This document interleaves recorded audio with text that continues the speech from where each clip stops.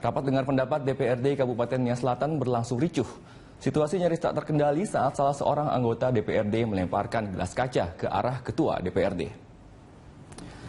Dalam rekaman video amatir terlihat rapat dengar pendapat pimpinan DPRD Kabupaten Nias Selatan bersama mahasiswa dan Dinas Pendidikan setempat berlangsung panas. Hal itu terjadi saat seorang anggota DPRD dari fraksi Gerindra bernama Aris Agustus Daci melayangkan interupsi, namun tidak ditanggapi pimpinan sidang. Aris Agustus secara tiba-tiba melemparkan gelas kaca ke arah pimpinan rapat dan kericuhan pun tak terelakkan.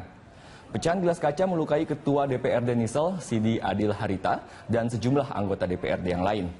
Rapat dengar pendapat yang tengah berlangsung membahas pembebasan biaya pendidikan yang diberikan oleh pemerintah daerah Nias Selatan akhirnya dibatalkan. Proses secara internal tentang anggota DPRD yang melakukan pelanggaran kode etik, dan soal bagaimana apakah ini bisa dibawa ke ranah hukum, tentu ini nanti kita lihat perkembangan sebagaimana apa yang disepakati oleh Badan Kehormatan. Saya sendiri, saya cedera mungkin pecahan kaca gelas itu ketika dilempar ke meja pimpinan, lalu kemudian loh, ini kok luka tangan saya. Rupanya memang betul pecahan kaca itu sampai ke... Pansus DPRD DKI Jakarta melaporkan Gubernur Basuki Cahayapurnama ke Komisi Pemberantasan Korupsi. Pelaporan itu terkait pembelian lahan rumah sakit sumber waras di Grogol, Jakarta Barat yang diduga terdapat kerugian negara.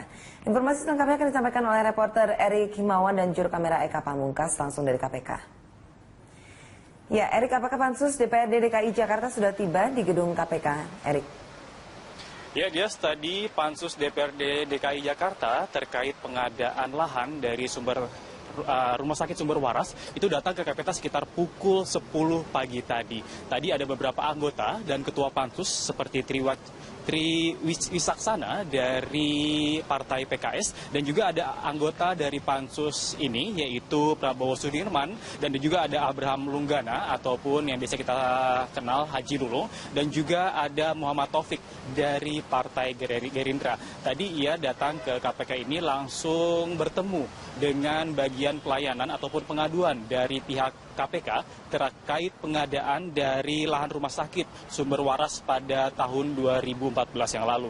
Bisa kita ketahui bahwa kasus ini menyuat setelah BPK mengaudit dari APBD DKI Jakarta yang diduga adanya penyelewengan yang merugikan negara sebesar 191 miliar. Dan ini terkait ini, tadi juga ketua dari Pansus DPRD DKI Jakarta juga memberikan pernyataan bahwa memang saat ini mereka tidak menyudutkan satu pihak, namun ia ingin melaporkan bahwa Pemprov DKI harus berhati-hati terkait pengadaan ataupun pengeluaran uang yang ada pada Pemprov DKI Jakarta. Namun yang menariknya, kami sebelum ke KPK sempat menemui Gubernur DKI Jakarta Basuki Cahayapurnama.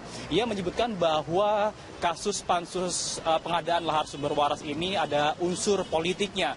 Ia menyebutkan bahwa kasus yang pengadaan rumah sakit sumber waras ini memang sesuai dengan rancangan APBD DKI Jakarta. Mengapa dibuat pansusnya, sedangkan mengapa kasus UPS ataupun kasus uninterruptible power supply yang memang merugikan negara sebesar 50 miliar, maksud kami 50 miliar, dan sudah ditetapkan tersangka dari beberapa anggota DPRD DKI dan beberapa pejabat dari pembuat dari DKI Jakarta, dari pendidikan baik itu Jawa Barat, maksud kami Jakarta Barat ataupun Jakarta Tengah, tidak dibuat pansusnya. Dan memang inilah yang harus menjadi kritik dari masyarakat.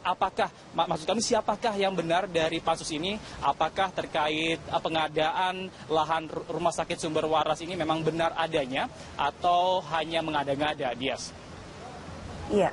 Siapapun sebenarnya bisa melaporkan ke KPK ya, Erik, apabila ada buktinya. Tetapi setelah pelaporan ini, pertanyaannya apa langkah selanjutnya dari Pansus DPRD DKI Jakarta?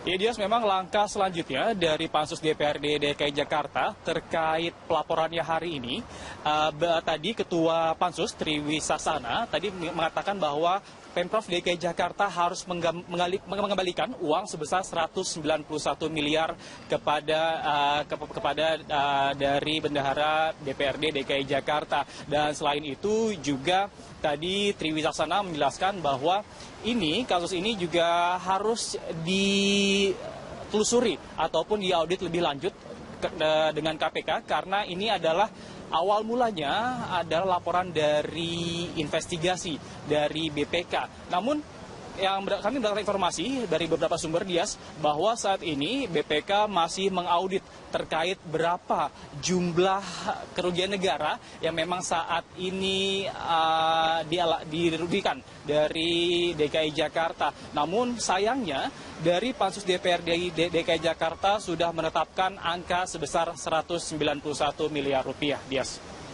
Baik, terima kasih Erik atas laporan Anda. Pemirsa, reporter Erik Himawan dan juru kamera Eka Pamungkas melaporkan dari Gedung KPK, Jakarta.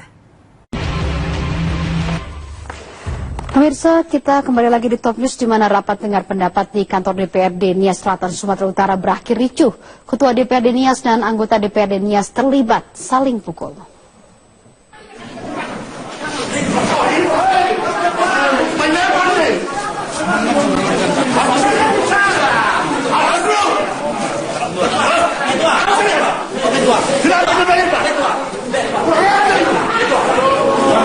Inilah suasana sidang rapat dengar pendapat yang awalnya berjalan lancar, namun akibat banyaknya interupsi, suasana rapat pun menjadi tegang.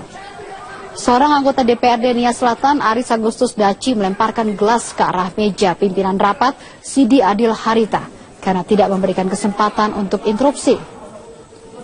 Ketua DPRD Nias yang kesal langsung berusaha untuk memukul Aris. Beruntung usaha pemukulannya dihalangi oleh anggota DPRD lainnya. Rapat yang dihadiri juga oleh Dinas Pendidikan Kabupaten Nias Selatan, Yayasan Sekolah Tinggi Ilmu Ekonomi Nias Selatan, beserta dengan para mahasiswa membahas tentang pembebasan biaya pendidikan gratis sesuai dengan program pemerintah daerah setempat.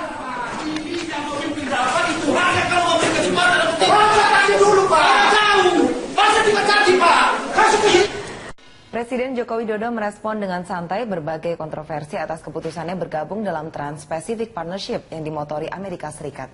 Presiden menilai keputusan itu tidak akan merugikan Indonesia maupun hubungan Indonesia dengan Tiongkok.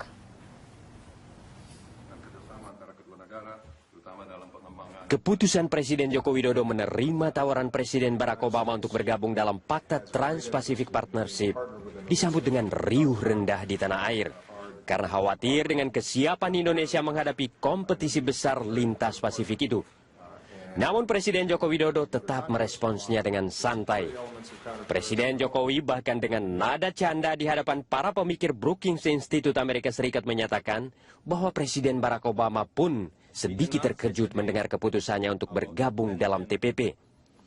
Namun Jokowi tetap yakin dengan kesiapan Indonesia melalui berbagai gebrakan yang dilakukannya. Mulai dari percepatan pembangunan infrastruktur hingga reformasi birokrasi dan deregulasi.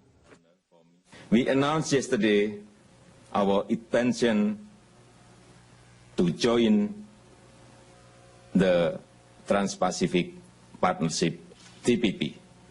To be honest, I think President Obama was a little surprised. Menurut Presiden Jokowi, keikutsertaan Indonesia dalam Fakta Trans-Pacific Partnership tidak akan mengganggu hubungan Indonesia dengan Tiongkok. Karena Indonesia juga memandang Tiongkok sama seperti Amerika Serikat dan negara lainnya sebagai mitra yang penting bagi Indonesia.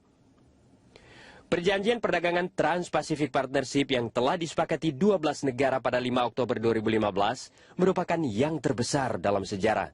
Karena mewakili sekitar 40% PDB dunia atau sekitar 28 triliun dolar Amerika. Namun peluang itu menuntut persiapan yang matang dari Indonesia, karena kesepakatan TPP itu mensyaratkan penghapusan tarif dan kuota impor, pemangkasan regulasi yang membatasi investasi, standarisasi ketenaga kerjaan, properti intelektual dan perlindungan lingkungan hidup, membebaskan alur data di antara sesama anggota TPP, serta mencabut keistimewaan yang diberikan kepada BUMN melawan pesaing swasta. Di Washington DC, Presiden RI Joko Widodo menyerukan agar semua pihak yang terkait dengan pulau sengketa di Laut Tiongkok Selatan agar menahan diri. Bagi Tiongkok dan blok regional Asia Tenggara perlu memulai diskusi tentang substansi kode etik wilayah. Development in the South China Sea also capture our attention. Tensions in the area must be diffused through peaceful means, especially based on UNCLOS. Indonesia is not a party to the dispute, but we have legitimate interest in peace and stability there. That is why we call all parties to exercise restraint and refrain from taking action that could undermine trust and confidence and put at risk the peace and stability of the region. Presiden Joko Widodo pagi tadi tiba di Bandara Internasional Sultan Mahmud Badarudin II, Palembang, Sumatera Selatan. Ya, Presiden mempersingkat kunjungannya ke Amerika Serikat karena bencana kabut asap yang memburuk di tanah air. Pesawat kepresidenan yang membawa Presiden dan sejumlah Menteri Kabinet Kerja tiba di Palembang sekitar pukul 8.30 waktu Indonesia bagian Barat. Presiden Joko Widodo akan berkantor di wilayah yang mengalami kebakaran lahan dan hutan di Sumatera Selatan. Dengan didampingi sejumlah menteri seperti Menko Polhukam, Menteri Pendidikan dan Kebudayaan, Menteri Kesehatan, Ketua BNPB dan pejabat di Sumatera Selatan melakukan rapat terbatas di ruang rapat VVIP Bandara Sultan Mahmud Badarudin II, Palembang. Usai melakukan rapat terbatas, Presiden langsung melakukan perjalanan melalui jalur darat menuju Kabupaten Ogan Komering Ilir. Presiden Joko Widodo mengatakan hari ini akan meninjau langsung kebakaran lahan di Kecamatan Air Sugihan.